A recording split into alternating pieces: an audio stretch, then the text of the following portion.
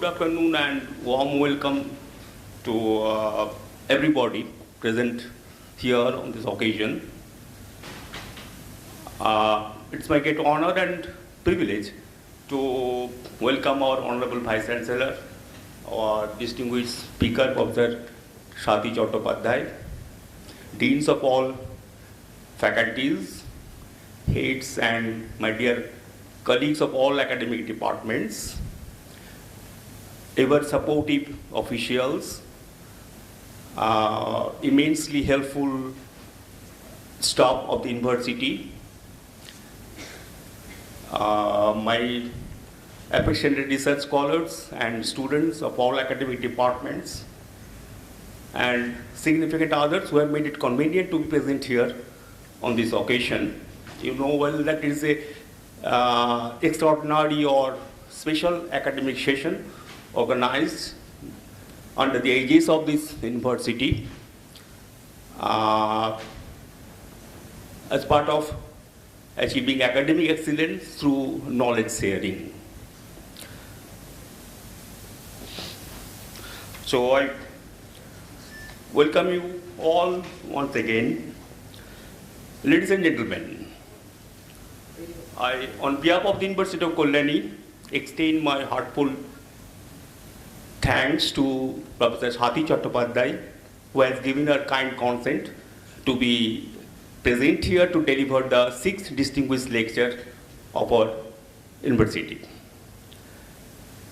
Professor Chattopadhyay is a distinguished scholar and she needs hardly any introduction, I think.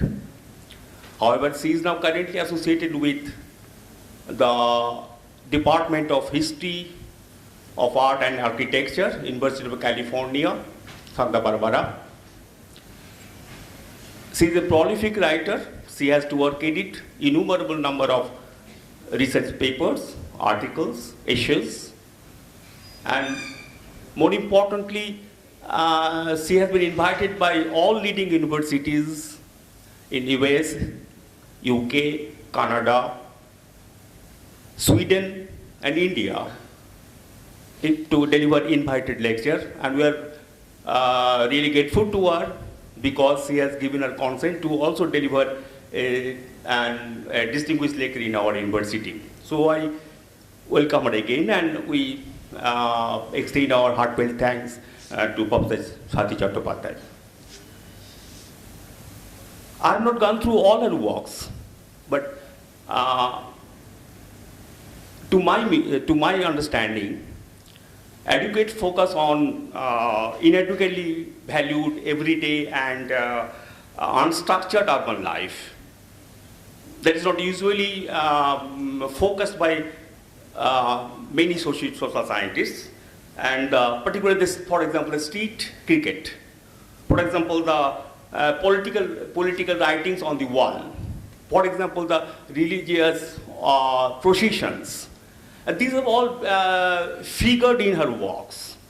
On the other hand, what attracts me most is that the colonial Calcutta, or the Calcutta, or the of late Calcutta, or Kolkata, has always been her empirical reference. She is acclaimed as an academic without commitment to any specific discipline or rigid commitment to any kind of particular discipline.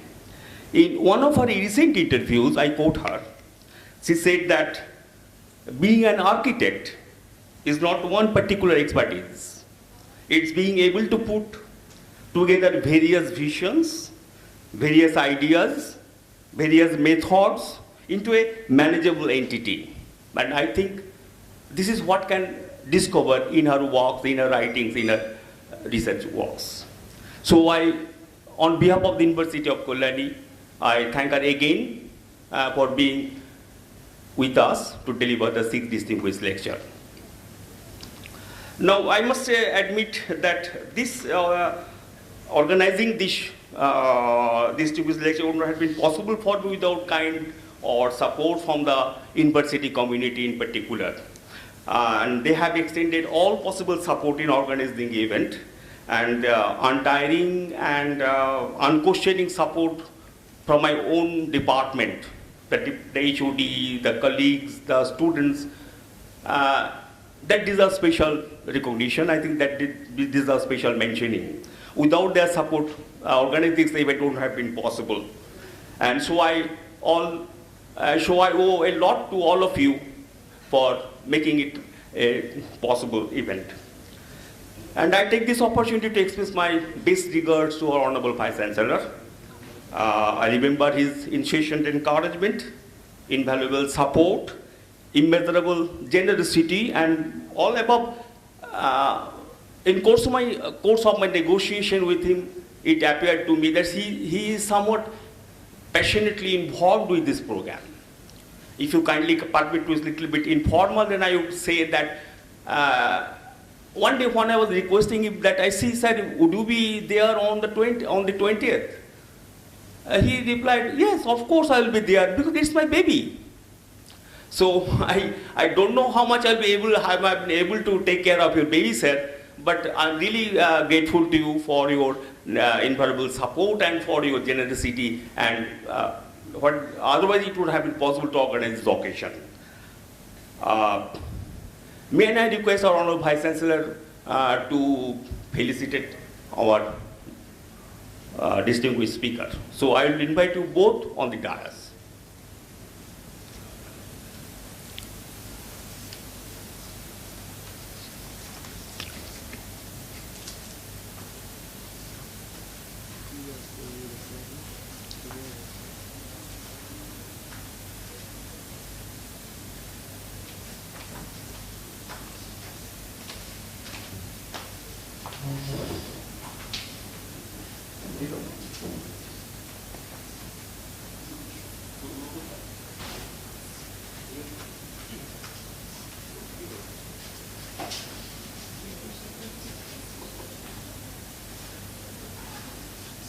So I'm sorry for the delay, they're taking time. Come on. One by one.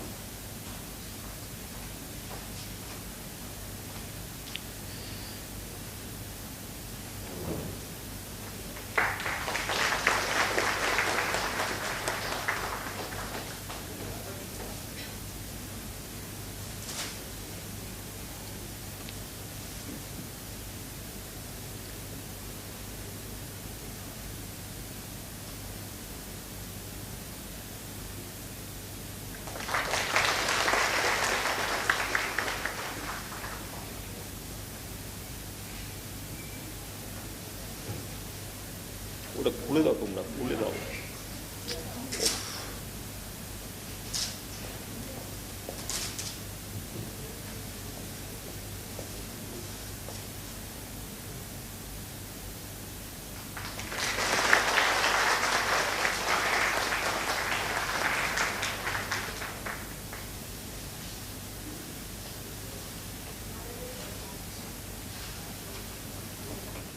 I have another responsibility to I have been entrusted with the task of also introducing the focal theme of the distinguished lecture.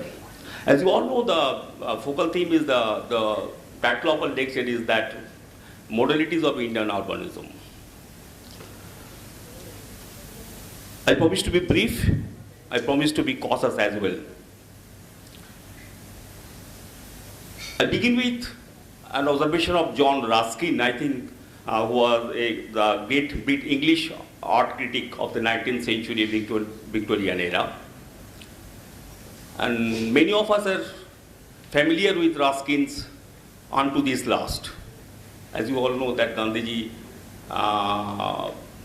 translated it in Gujarati and entitled Sarvodaya, Advancement of All. I'm not concerned with either Gandhiji or "Unto This Last," but one statement I must put here from Ruskin's view on city. Ruskin once remarked that the measure of any great civilization is its cities, and a measure of a city's greatness is to be found in the quality of its public spaces, its parks and squares. The Greek agora, if I'm not sure, agora, A-G-O-R-A-H, the pronunciation is that I'm quite, Greek is quite Greek to me.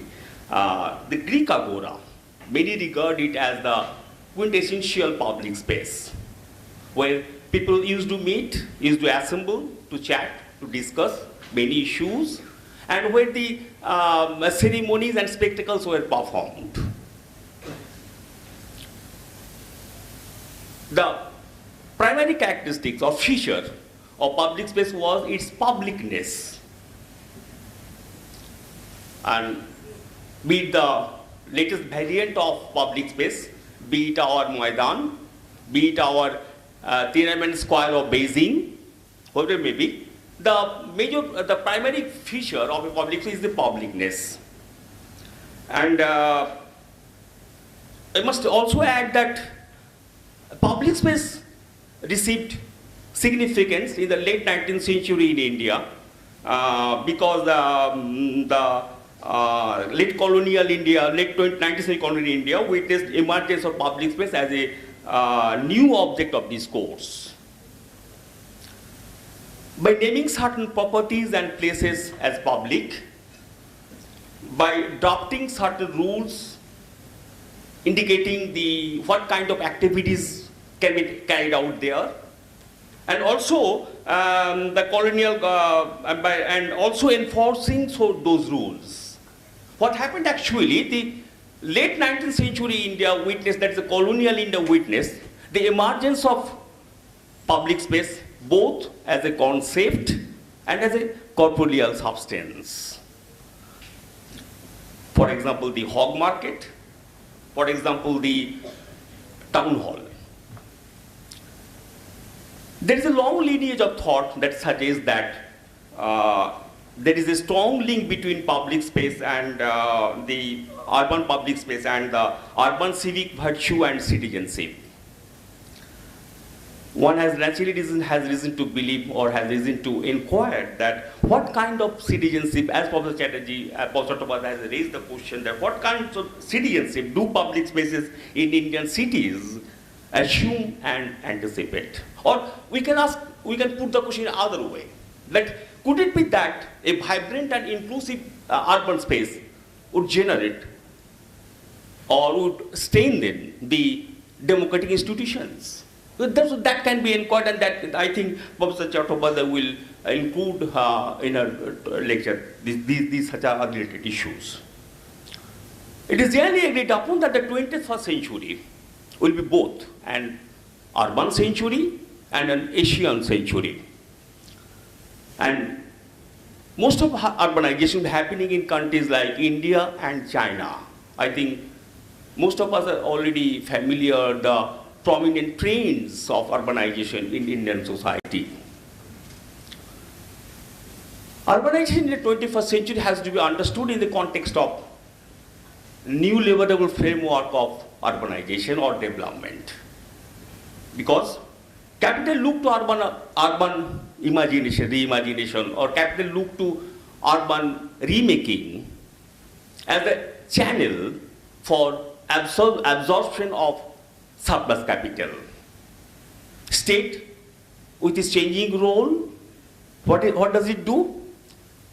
It actually promotes capital. This is reflected in many schemes right now going on in the metropolitan cities. And that what I want to say is that the state is not a major investor right now. See, what state is doing, state is actually promoting the capital interest. That is the point that what I am to make is that urbanization in Indian society has to be understood in the context of new level framework of development. Now, the cities are wearing new look with widened road, flyover, sky cappers, spectacular architecture, and increasing private spaces and diminishing public spaces. So that is how can define the modalities of urbanization going on in 21st century in Indian cities, in particular the metropolitan cities. The malls are emerging as the new variant of urban social space. Okay, now the question is that Why is it arising? Why is it coming up? Because the major reason is that either the traditional public spaces, either they have disappeared, or that they have lost their pristine glories. So what we are now having is shopping malls in the form of urban public space. But they appear similar to the traditional public spaces. But if we look at those public spaces, or the new variant of public spaces, we will easily observe that these are very much restrictive in terms of affordability, in terms of accessibility, and also in terms of social meaning to the people who are entering to those public spaces, urban public spaces. Precisely, the unique feature of public spaces, that is publicness, is being increasingly contested in 21st century urban India. Professor Chattopadhyay has rightly pointed out very interesting question, that we do not have an adequate vocabulary to describe the relations that these public spaces produce.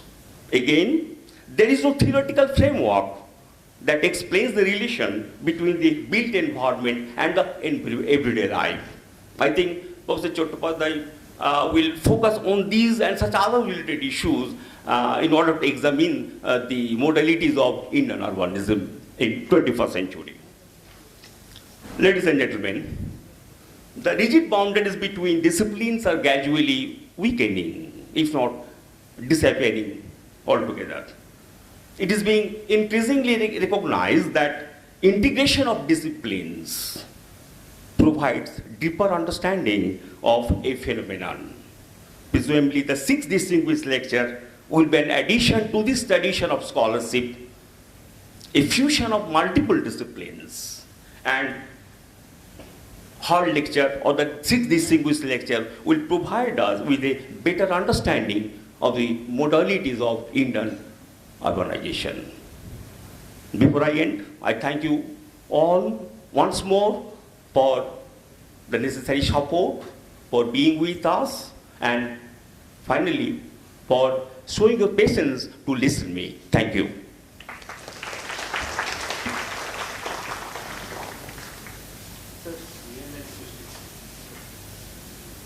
May I request you, our Honorable Vice Chancellor, to say a few words for you. Thank you.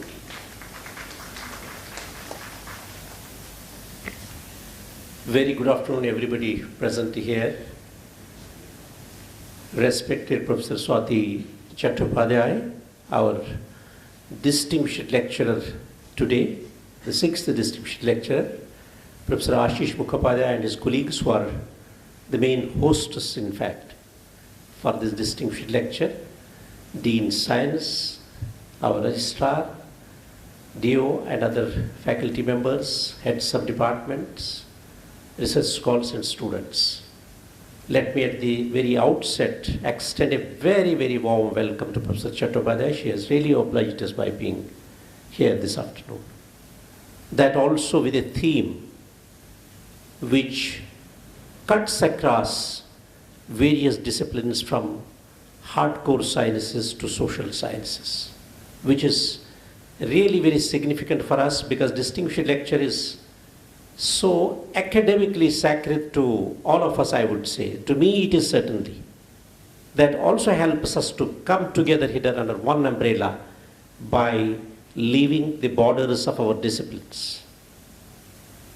Friends, art is a social production. Urbanism and urbanization is not simply a social production, but it is political production, it's economic production, material production, and also production of various complexities of both politics and people's problems. We have had waves of urbanization right from early Vedic times. We have different kind of outlook for urbanization in medieval times. I remember when Sikandar Lodi founded the town of Agra. The Arab geographers were brought in to make surveys in different parts of UP whether the town would be viable geographically, climatically, and in other aspects. And then only the foundation of Agra town was laid down. Today, when we look at urbanization and urbanism, we have lots of theories in mind. We have planned development, we have unplanned thrusted development. You have been noticing for past couple of years that when the rain has come, Bombay gets blocked, Calcutta gets blocked, all major cities and metros in India get blocked. The reason is not with the climate, the problems are not climatic problems. The problems are because of the wrong urbanization. The spaces have been wrongly built somewhere without proper planning. Anyway, Professor Chattopadhyay would be talking about a related phenomenon, that is modalities of urbanism. Because the state also uses the process of urbanization or the phenomenon of urbanism as a political ideology. It's a very, very complex issue, and we have equally very efficient, very competent scholar who is known all over the world for her work, because she has been earlier also as a practicing architect. So therefore there are no two doubts about this lecture. We will all benefit from her lecture. With these words, I request Professor Chattopadhyay to deliver her lecture. Thank you all.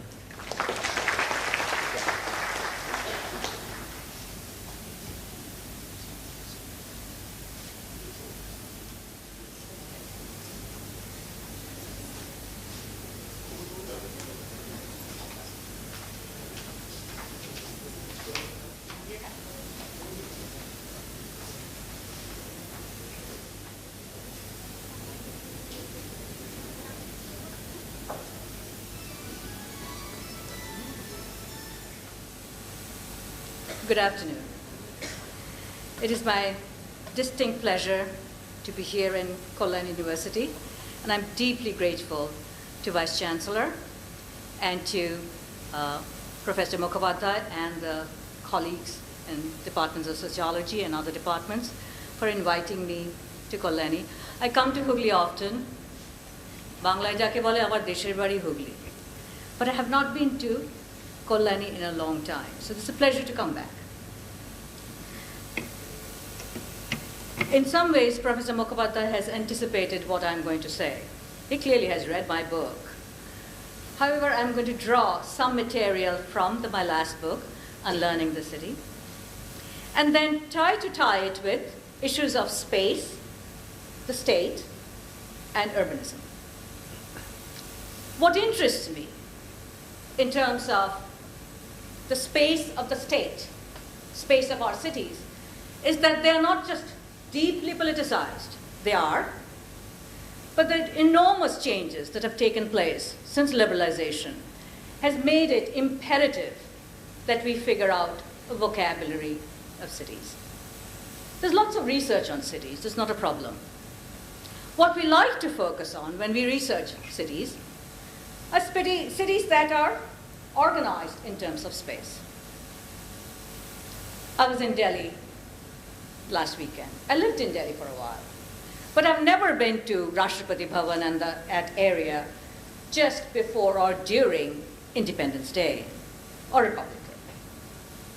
And I saw this spectacular, really spectacular lighting up of the entire complex. As Professor Mukhopadhyay has indicated, I began my research on urbanism by studying colonialism and colonial cities.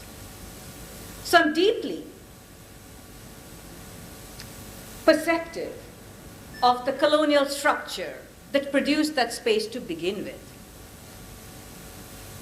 In other words, New Delhi as a colonial creation, as an imperial creation, designed to move power, the center of power, away from a politically hostile community, Calcutta.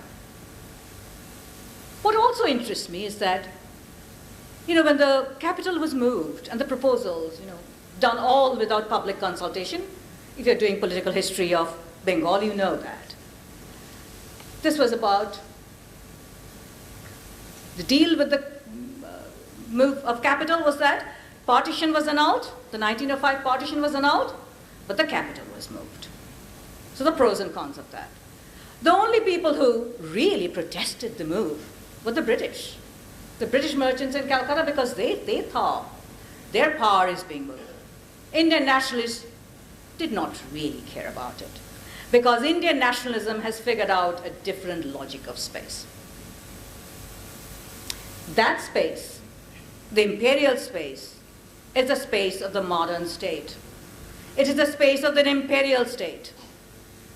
And it takes some doing to make it the space of a democracy. I'm sure you know that that edifice there, I'm not sure, okay, it will go. That edifice there, those are the two Secretariat buildings, and that edifice there, this is of course the central axis. You're looking from Rashtrapati Bhavan towards the War Memorial, India Gate. That edifice down there, which actually dips from view, they messed up the gradient. It wasn't supposed to. It looked like the sun is setting on the empire. The first Prime Minister refused to live there because it was not appropriate for a democracy. So, who lives there? The President, who is the figurehead, not the leader of Parliament, not the leader of the nation, the political brain of the nation. It also reminded me, it's not moving.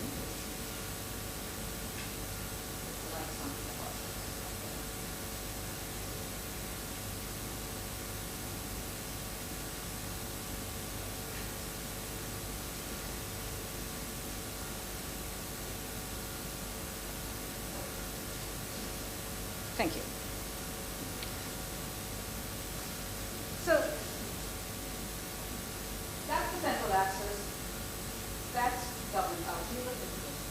So this is in architectural language, this is a neo-Baroque plan. Now that plan is a diagram of political power. It's very easy to read. It creates a legible space for the state, for the modern state. And New Delhi as an imperial capital was designed as a neo-Baroque plan, because the reference there is the Baroque plan. And what is that Baroque plan? That's Versailles, the diagram of an absolutist regime. But that diagram, the neo-Baroque plan, has been used in plenty of other cases. Remarkably, the self-proclaimed Republic of the United States, except that it is undergirded by a grid, literally a grid pattern of streets. But there were other plans that were proposed of Delhi as a sort of a criticism of Lutyens and Herbert Baker's plan. This plan here by Bradford Leslie imagined the city, this new imperial capital, as situated somewhere else. This is the location of the imperial capital now. He just thought it should be really close to where the old civil station was. And he imagined that the entire sort of stretch of the river would be used as a space, as if it's Calcutta, along the river you have all the ghats, the temples, the masjid. That's his language.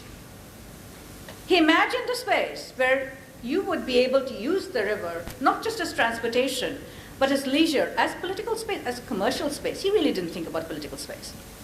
His model was a commercial city. He thought the river needs to be dammed here and made into a lake. He's thinking of a pleasurable promenade. A long avenue would be leading here. Now the problem is, he clearly missed the notion of what the imperial city was about to be. It was not a commercial city. It was not meant to be. It was meant to promote the idea of a very different kind of empire. In other words, empire that recognizes that it's changing course. It must change course because there is a prominent nationalist movement afoot.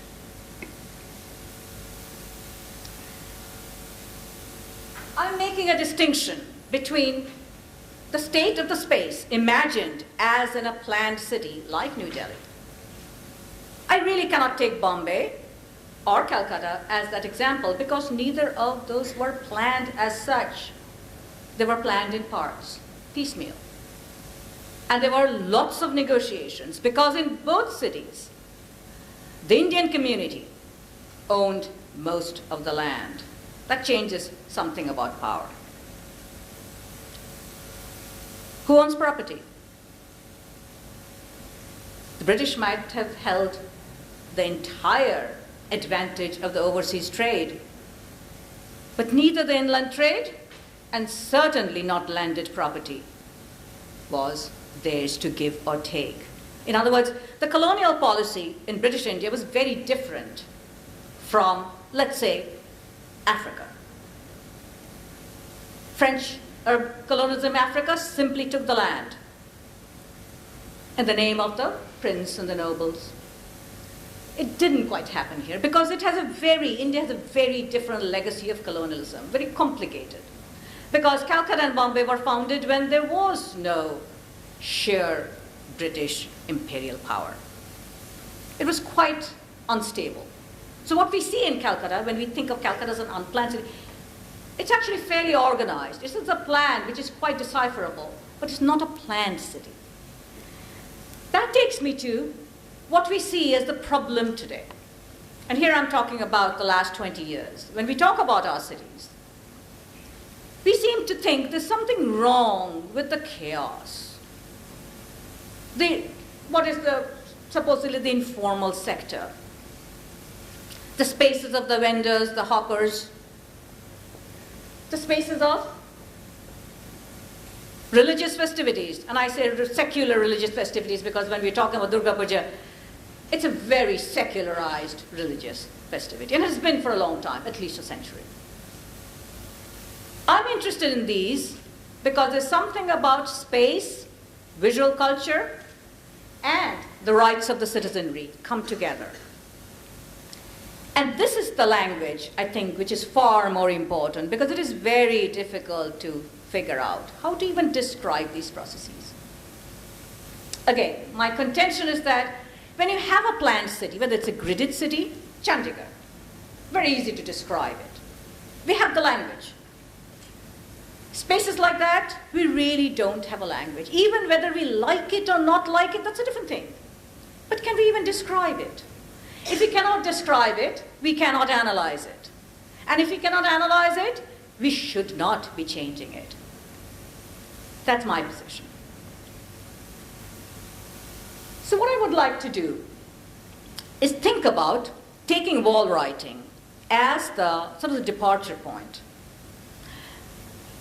Likhan, I'm literally translating it as political wall writing because I do not accept the term political graffiti because graffiti has a very different connotation in a global situation. Now when the Election Commission, this is 2006, sent out the directive that all kinds of political visual demonstration, and it's not just political wall writing, it has to do with banners, posters, and everything, the banned. It created, I'm sure you remember, that created a real kind of debate. The law was not new, based on a 1976 West Bengal law, reiterated in 1992. Nobody followed it, not that anybody follows it really now, but the Election Commission was very, very insistent. And they came up with these three factors that they thought was problematic. And this is my point. The Election Commission has every right to think about law and order, has every right to think about political violence. But why does it consider the visual culture of cities important? Why should it care what cities look like? How does political culture get connected to visual culture?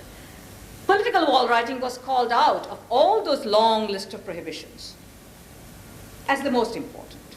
And this was what was most debated. And again, my point is that if you think political wall writing creates territoriality, it does. You know, the way walls are marked off. But if political writing is visual pollution, that was the phrase used, why should anybody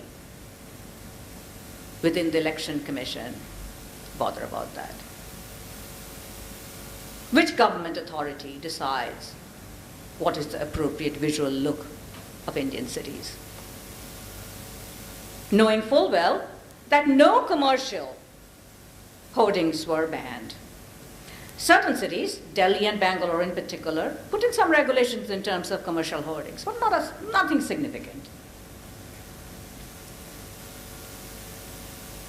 I do think that the Election Commission intuitively had a sense, which is not to say I supported the Election Commission. But political theorist Prof.Swati Chattopadhyay protested. He wrote a piece arguing that this is an effort to drive democracy from public spaces to private spaces of the home. A critic of Chattopadhyay wrote in the Telegraph, why shouldn't voting be a private act of the private citizen? Chattopadhyay did not respond. And I'm not speaking for Chattopadhyay. But I have an answer to that, and it's very simple. The only political freedom is freedom in public space. Political freedom is not about doing my politics within the home. It is my right to appear in public and be part of the public. If we can take one thing from the Greek polis, whether it's a republic or a democracy, we are not a participatory democracy. So the Greek polis is a false concept. It is merely a referent for the Greeks. And we know the problems of their democracy. It's a minority democracy. You had to be let's talk Athens. You had to be an Athenian citizen to participate in politics, which meant both your parents had to be Athenians. Otherwise, you were metics.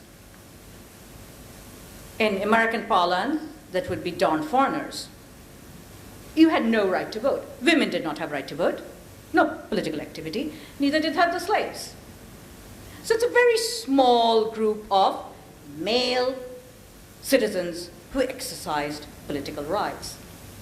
But there were rules of that. And one was that you had to appear in the council chambers. You had to appear in the open air space of the theater to exercise your political rights. You had to make yourself visible and take responsibility for your decision. Let's say 5th century Athens wants to go to war. It wasn't going to war because it had just won the war against the Persians. But if it had to go to war, it had to get the consensus from its citizens. And then the citizen had to be responsible for the decision. The visibility in public was important. Sorry. What I want to think through by selecting a set of public spaces, all 20th century, I'll make some stray references to the 19th century, is that what we have in India is a peculiar constitution of space created by the twin factors of colonialism and nationalism, long before neoliberalization has anything to do with anything. And if we want to really come up with a vocabulary of space, we have to deal with probably the most difficult thing, the materiality of public space. And this is where we have to be able to move away from seeing space I'm talking about physical space, like, here is a platform, here's space for audience, organizational space, in terms of fixed attributes.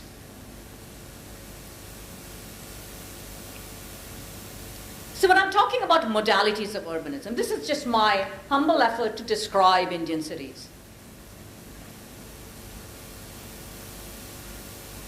I'm going to suggest 4 categories.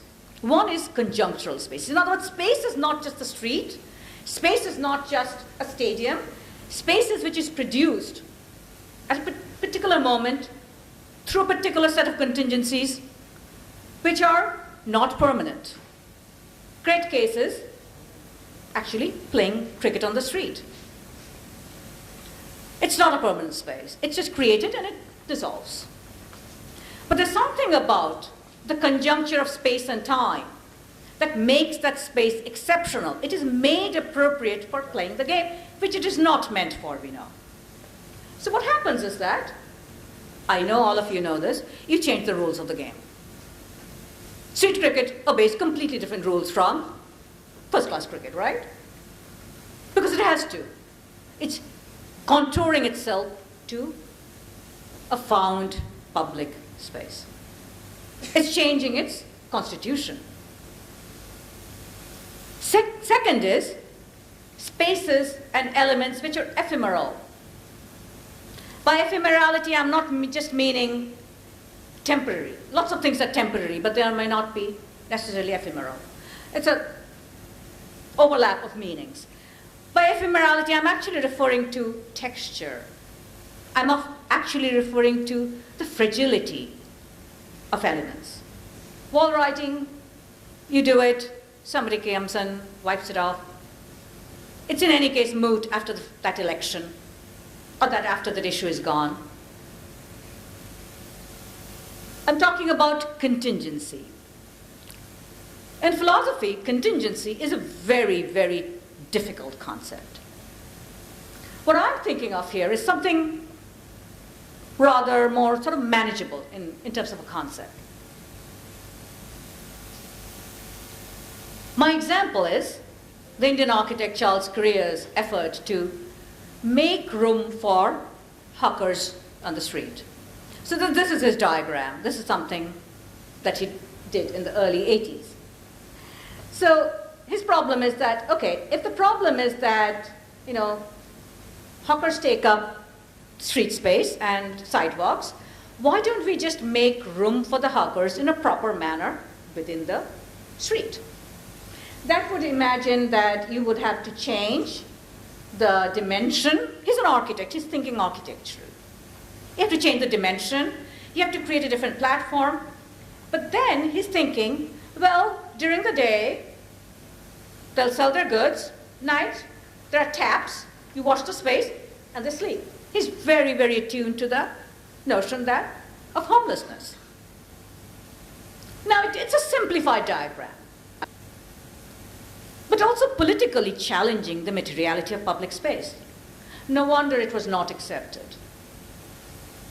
But there's something there that I'm pushing against as well. I will argue that he's trying to actually create buffers against contingency. He's thinking of duration, he's thinking of space, but he wants to plan it, fix it as much as possible by saying, let's fix use in terms of duration of the day, time of the day. That's trying to sort of keep contingency at bay, as far to make it less disruptive. The last part, and that one is, and that I admit is the most difficult one, is fungibility. To anticipate my argument, this is what I will suggest. Fungibility as interchangeability is typically used when in economics, when you talk about money. Money is something which is perfectly fungible. 1 rupee note is exactly the same as another rupee note. It is perfectly interchangeable. It is perfectly modular. Fungible labor, that's different. You expect the labor to do different things. Same body, same person, You just expect him or her to become something else, become a different labor, do a different task. So I'll try to work, this was my last example. So I will try to work out that, those two sort of overlapping and conflicting notions of fungibility. Fungibility is also just changing use, because you can, reiterating. So,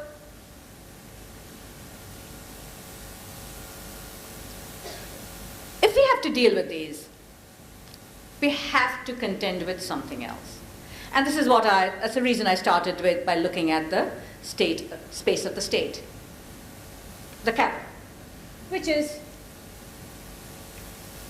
whether we consider public space, whether we consider materiality, from whose vantage are we seeing?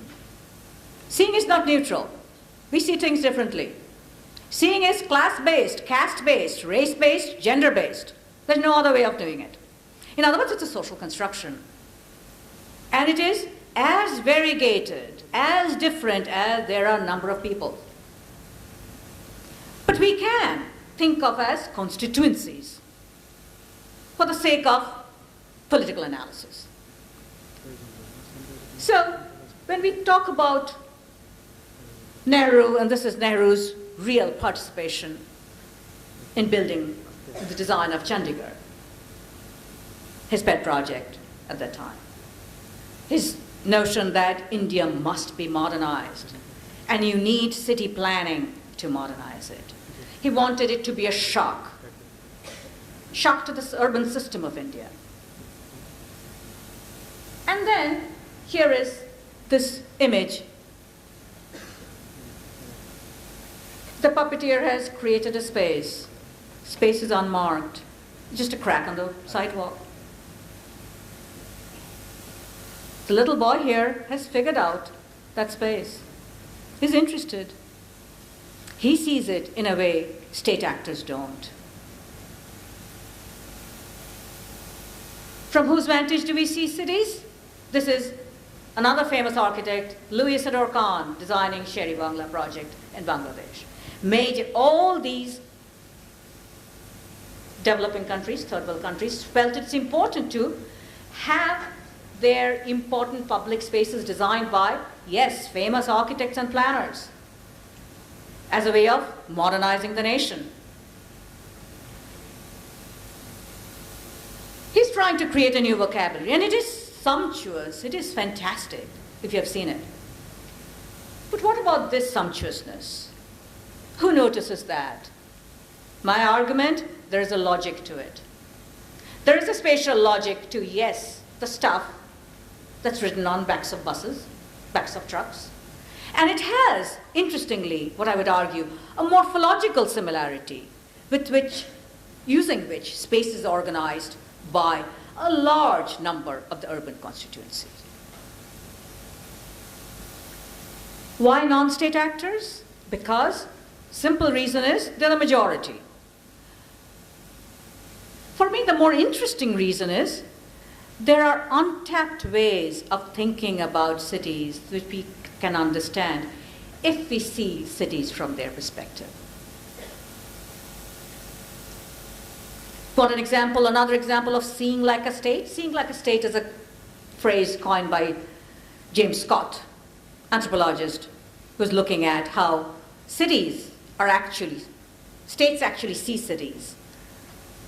He was talking of Brasilia, another modern capital. This is a description of Calcutta, Bora Bazaar in 1960s. Gordon Cullen, English architect, was brought in to suggest changes because this was seen as chaos, congestion. Chaos is only that thing whose logic we don't understand. I don't claim to have understood the logic of chaos, but I do think it is an effort, there needs to be an effort to think about the logic of informality. This is what Gordon Cullen suggested. He wanted decipherable spaces. He wanted the congestion, the people space full of people, which is what you see here, is taken out.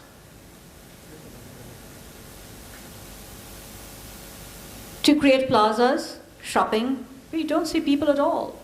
Well, who will mess up that space? It has been denuded of its citizens. So let me go back to an earlier moment in time.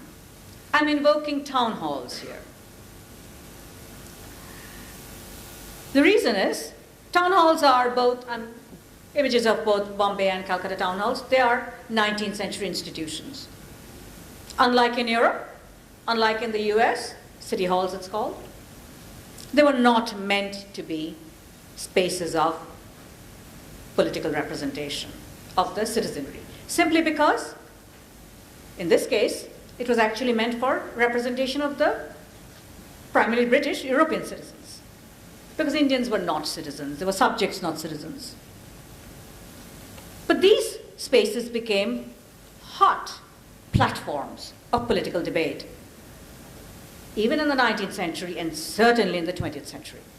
But also what happened is that the logic of that space, the elegance of that space, town halls as spaces of representation of an elite class, moved out of those precincts. Political agitation, politics moved out of the town hall very early in the 20th century and spread to the rest of the city. In the case of Bombay, here is, it's marked there, and here is Calcutta's town hall. They occupied prominent frontage. In the case of Calcutta, it's the Esplanade Road. It's right next to Government House. You could not be any closer to the precinct of power. And this is a space where Indians clearly had very little representative power.